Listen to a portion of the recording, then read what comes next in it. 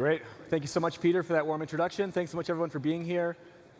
So today, we're going to be sitting to chat a bit about what really one of the more kind of pressing subjects facing our industry now, which is, it's a good problem to have in the sense that Bitcoin has become such a force to be reckoned with that there is really kind of a collision between Bitcoin and the kind of the Washington, kind of the existing political regulatory frameworks, right?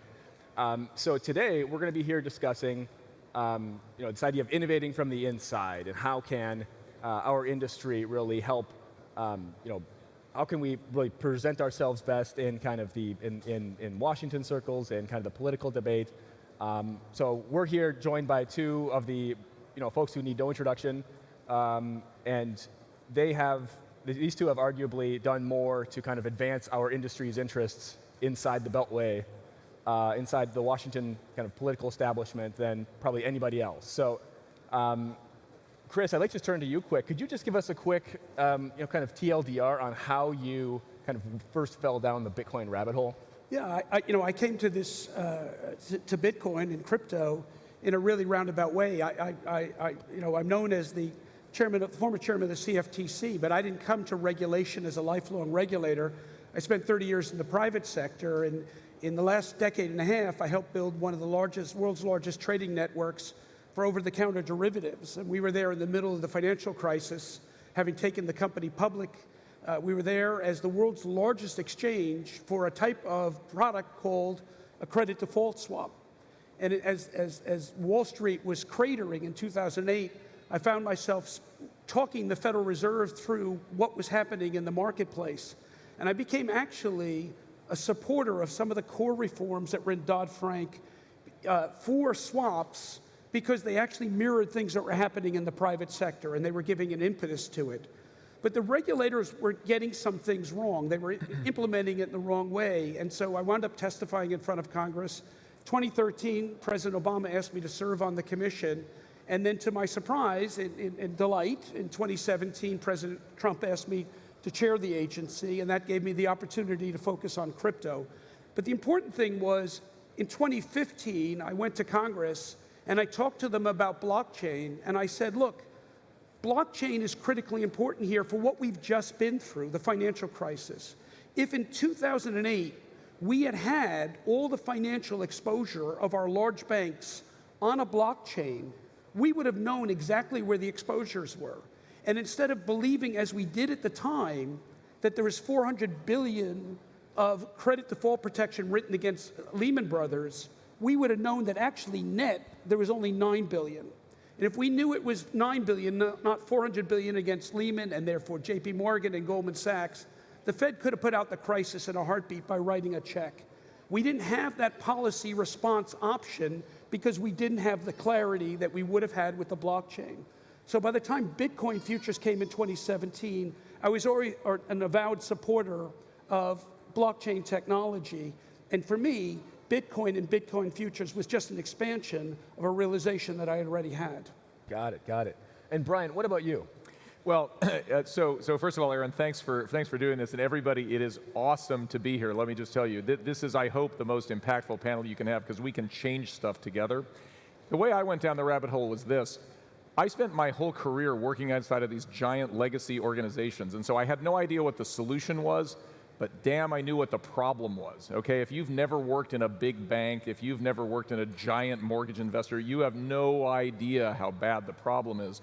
And so 5 or 6, 7 years ago, I discovered fintech, and I thought, oh, fintech is awesome. It can shorten the mortgage cycle time from 70 days to 30 days, or it can lower the cost from 100 basis points to 50 basis points. And then I had the realization that some of that is just putting lipstick on a pig. These are incremental improvements in a system that is fundamentally broken.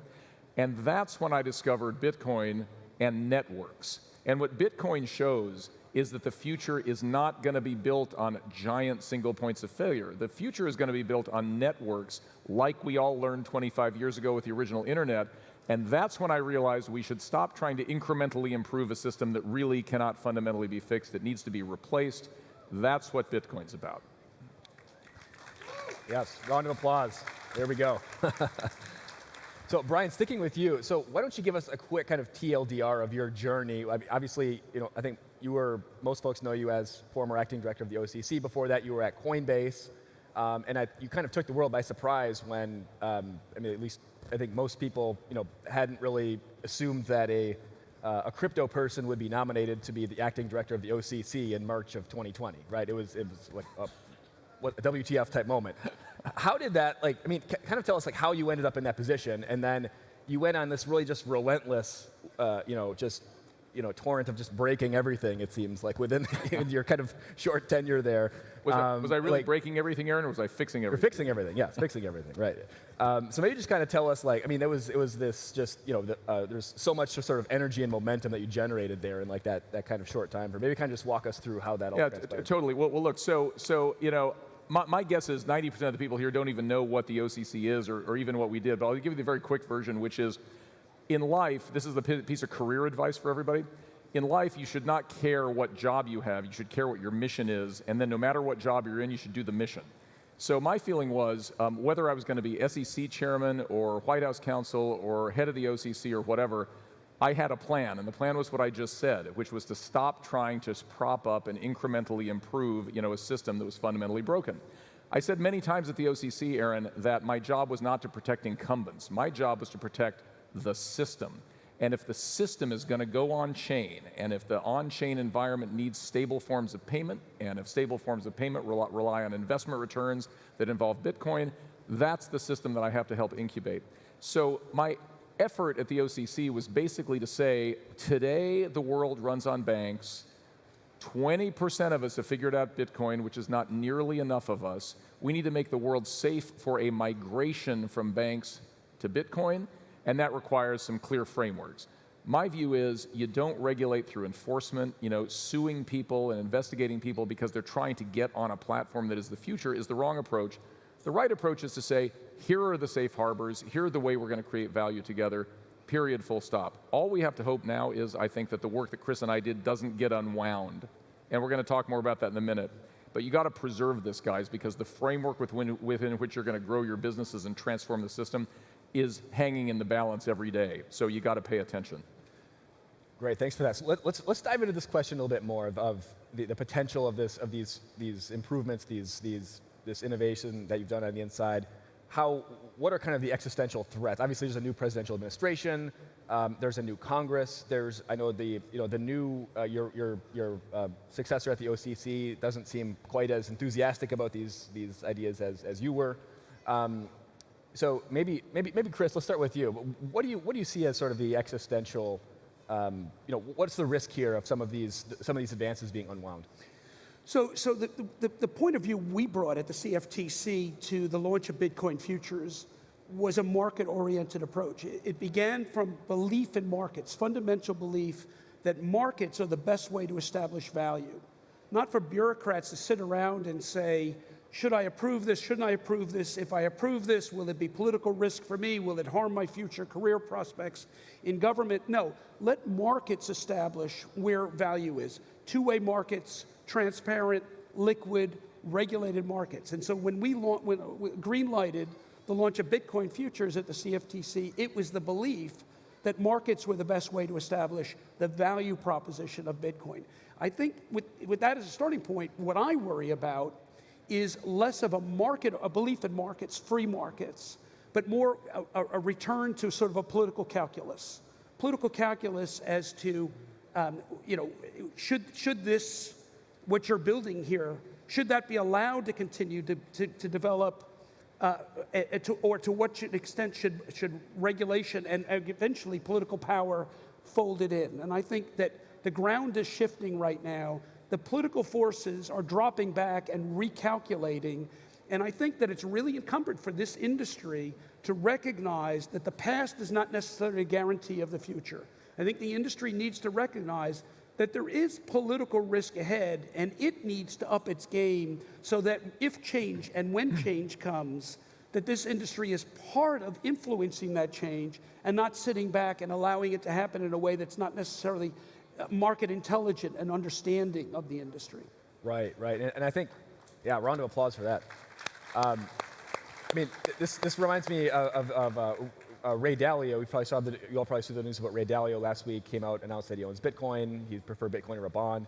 But in that interview that he gave, he was mentioning that he views Bitcoin, the greatest risk to Bitcoin is really its success, right? It's just become this thing that is so unstoppable, has so much momentum, and that governments are looking at this and they're like, well, we need to do something because we can't control it, we can't, I mean, Brian, do you want to take this question of like, what do you see as kind of like the biggest risk? I guess both kind of like the macro of maybe Bitcoin generally, but also to your specific sort of accomplishments at the OCC. Yeah, well, look, the idea that we're going to be a victim of our own success, I think, has two sides to it. So first of all, there's an old line in Washington which says that you know the power of a man based on the power of his enemies. So when the chairman of the Fed starts targeting you, you know you're doing something right? I mean, seriously. So to me, what I've always said is there's an Uber effect out there, which is once you grow to a certain scale, you can't be stopped. And so the important thing is to get to scale fast enough. And we've had a great year in this field. Bitcoin went from something that nobody had ever heard of except cypherpunks 5 years ago to something that smart money was dabbling in as an investment asset 3 years ago to something that is now a core platform for financial services today. I would argue we've had our Uber moment. It's too late, okay? Once the powerful people are on the other side, you've won. So turning, I mean, this year, the last 3-4 months, obviously, concurrent with this the price surge that we've seen, we've also seen we've just been inundated day in and day out with different types of FUD, right? Like we've got, fear, uncertainty, and doubt. We've got environmental FUD that Bitcoin is going to destroy the environment. We've got now it's ransomware FUD is the newest type of FUD. There's always some kind of new type of FUD popping up, I guess. And I guess I would like to hear from both of you as to, from kind of the regulator's perspective, how much is this FUD? How much are these narratives maybe, hurting our reputation amongst kind of the policy crowd? Chris, you want to take that?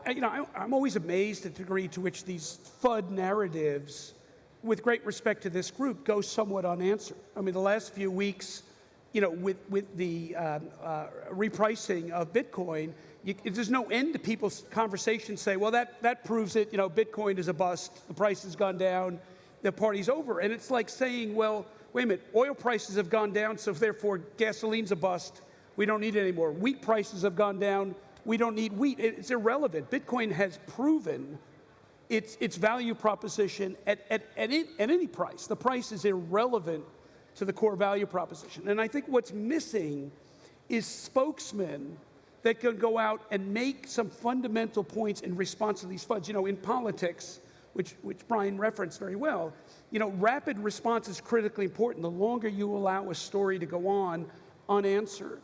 And it's one thing that Brian and I think very much agree on, is that an industry, especially one as dynamic and exciting like this, needs spokespeople who can go out and respond to these issues rapidly, credibly, and not to the same audience, not to speak to yourselves, but to speak others who are not in your audience, the Paul Krugmans and the others that are skeptics, but can answer them to the man on the street. And I think that that's something that, as this industry matures, is going to be increasingly important.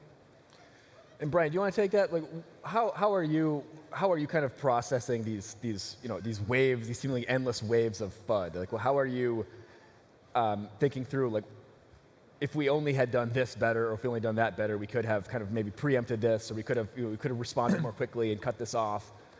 Listen, we got two big problems going on that we all face as an industry, right? So one problem is very, very powerful incumbents, right? Think about how proud we've all been over the last 6 months to say that we're part of a $2 trillion asset class. Isn't that amazing? $2 trillion asset class. But here's the bad news. The real estate market in America is $15 trillion. The US economy is 5 times that. $2 trillion, not big enough to take on the banking system alone. So you've got a problem of incumbents really wanting to stop this and kill the baby in its crib. And the second thing you've got is the human mind. The human mind has what we call status quo bias. Any deviation from the status quo is seen as super dangerous. So sort of think about it. A year and a half ago, we all put on our masks, and that seemed super scary. Now it seems super scary to take off our masks. Whatever you've been doing seems like the baseline. Don't fall victim to status quo bias. We need people to understand that making make-weight arguments against Bitcoin because it's not where you're used to is like making make-weight arguments that cell phones are going to kill you or that the internet's going to fry your children's brains. Nobody believes that anymore. But they believed it in the first year, and we're still early on. So we need, just to put not too fine a point on it, we need more of your voices talking. Crypto believes that we can go off and build cool stuff and it will get adopted, but we need more people explaining the problems we're solving. Again, that's how I fell down the rabbit hole, is because I spent 20 years working in the problem. So we got to talk about what problems are we solving, which are very, very real. That's when we'll win the argument. And I guess just with respect to, I think the newest FUD sort of argument that we're being kind of hit with is really this idea of ransomware. There's been actually tangible harm being done to the U.S. economy. People waiting in line for, in the Southeast, waiting for gas, and all these things. So there's real sort of tangible consequences to some of these attacks, and it's obviously, we're kind of being blamed for this just because the attackers are using cryptocurrency, they're demanding cryptocurrency, and therefore it's somehow it's our problem that this is happening, right? Maybe you're just using this almost as like a use case. Like when this first started popping up, maybe it was like 2-3 weeks ago. These ransomware cases, this ransomware FUD, maybe as just kind of like an example case of like what would have been a way that we could, as an industry, could have really kind of just front run this narrative and just tried to own it before these powerful enemies sort of use it against us.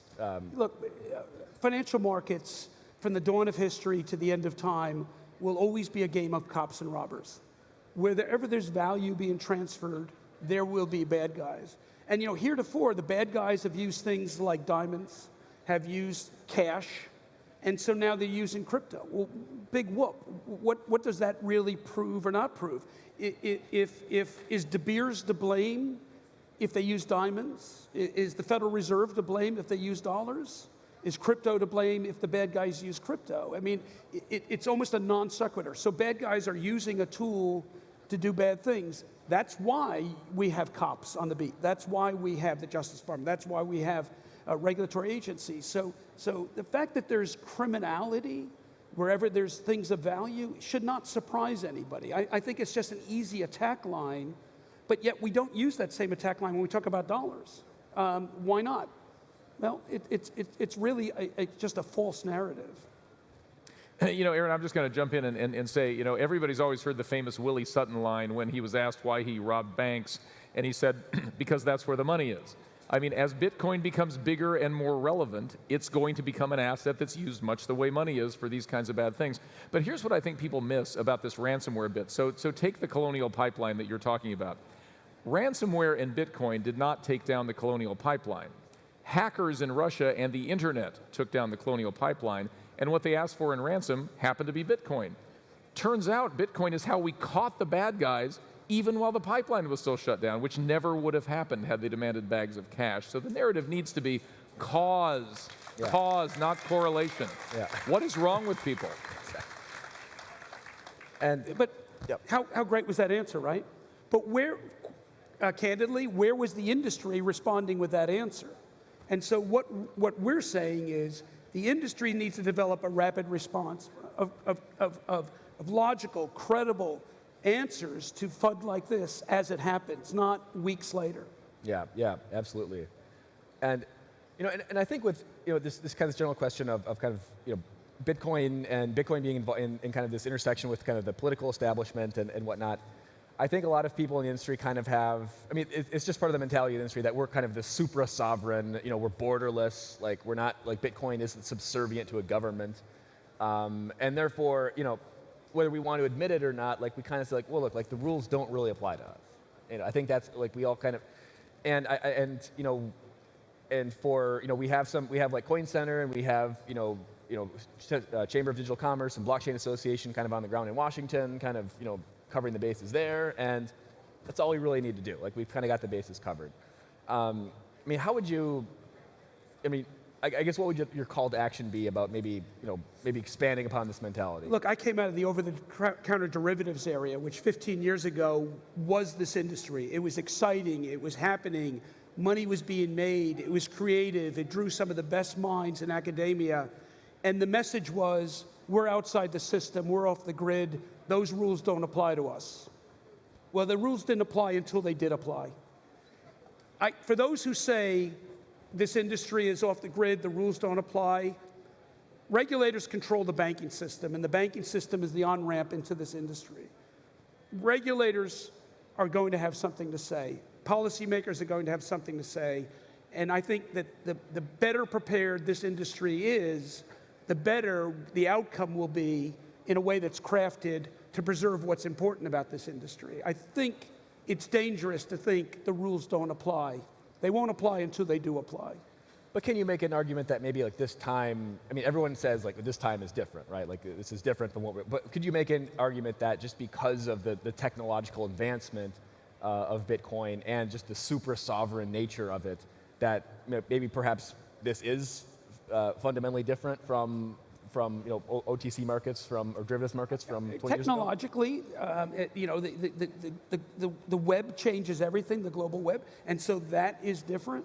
And yet, if you look at human history, power blocks eventually subsume into them divergent groups. And so, the power blocks now are retrenching, they're rethinking. Brian's old agency, the OCC, is reviewing and saying we're going to develop a comprehensive administration policy. We don't know what that will be, but I would personally be surprised if that says, let's leave this industry entirely off the grid. SEC Chairman Gary Gensler talks about bringing it into the regulatory envelope. We'll have to see what that is. But I don't think the power blocks are sitting back saying, yeah, at $2 trillion, we don't have an interest. At some point, they're going to have an interest. Yeah, let me say 2 points, Aaron, on that. The risk is not that they're going to kill Bitcoin, but the risk is that they're going to force the traditional system to unplug from Bitcoin. So like, to take my old agency, I tried to do everything I humanly could to say that we can on-ramp our fiat onto blockchain and invest in Bitcoin, and banks can be part of the solution. But what if my successor says, you guys do you, but I'm unplugging the banking system from Bitcoin, and like in China, you can no longer buy and sell? What if they were to say that? And they could say that. And if you think about the way these guys are talking, I mean, like, here's a direct quote from, a sitting agency head in DC today. He said, we're not sure about the stuff that this Brooks guy did on Bitcoin because we're not sure that what he was working on was legitimately part of the regulatory perimeter. What in the hell does that even mean? It's not part of the regular. Who cares about the regulatory perimeter, right? What matters is that human freedom is enhanced by allowing people to use networks to transact directly with each other. Isn't that what this is all about? But they don't get that. And the reason they don't get that, hold your applause, is you're not talking enough. So what we need to see in DC, we have great lobbyists in DC, we have great tactics in DC as an industry, but what we're missing is the actual founders, the actual technologists, the MIT and Carnegie Mellon and Stanford computer scientists who are building this stuff. You guys have devoted your careers to this for a reason. And when I would go to Capitol Hill as Coinbase's lawyer, nobody cared what I had to say. But if I could find Vitalik in this audience and bring him to a senator, that would be different. They need to hear that. They need to hear directly from the builders. There is no substitute. Yeah, absolutely. It's one thing to hear from a founder who's an entrepreneur, who's building something, who's creating jobs, especially if you happen to be in that member's or senator's district or state, and just to hear from a hired gun lobbyist, right? It's just a night and day difference, right? And so I think to close out, I'd like to kind of broaden the conversation a little bit to, obviously, Chris, you've been heavily involved in the Digital Dollar Project, and I think you're actually testifying at a hearing next week on the CBDC topic. Yeah, Senate Banking Committee. Senate Banking Committee.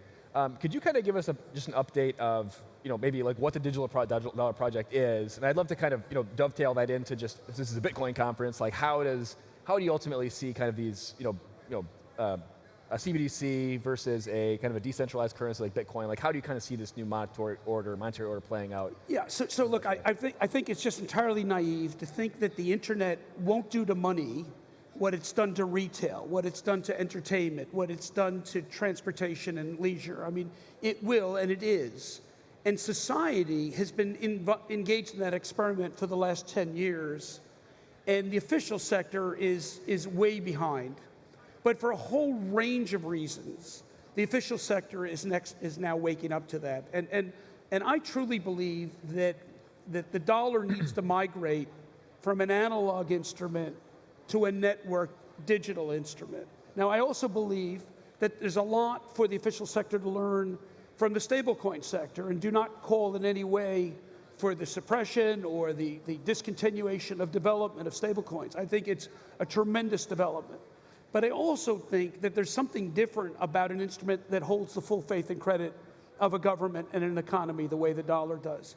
And I think the world will be worse off if in the future, in a world of competing both sovereign and non-sovereign currencies, the dollar remains an analog instrument in a digital world. At the end of the day, money is as much a social construct as it is a government construct, and it needs to embody the social values of a society. China is developing a digital yuan, and it is going to contain the values of that society. And those values will include state surveillance of private activity. They will include scoring of social behavior for rewards and punishment for wrongful behavior. If that currency and those values become dominant in the world, we have lost, and we have lost in a big way. Over the last several generations of the dollar's ascendancy, it's carried with it values of free enterprise, of a reasonable degree of economic privacy on a relative basis, of the rule of law and of financial markets free of government control. We need to make sure those same values are built into the digital future of a dollar, and so we need to design it. And that's my point, and that's why we started the Digital Dollar Project, to get society to speak up and say, we're not leaving this to the Fed, we're not leaving this to the US official sector to design and just inadvertently forget about financial privacy. Society needs to speak up and say the future of the dollar, if it's digital, and I think it should be, needs to include the right element of economic privacy for each and every one of us that's guaranteed in our Fourth Amendment to our Constitution, needs to be designed into the future of a digital dollar, and it needs to be in stable coins as well. And we need to speak up more loudly as a society about what our expectations are, about economic privacy, about free capital markets, about free enterprise, and about the rule of law built into the future of currency.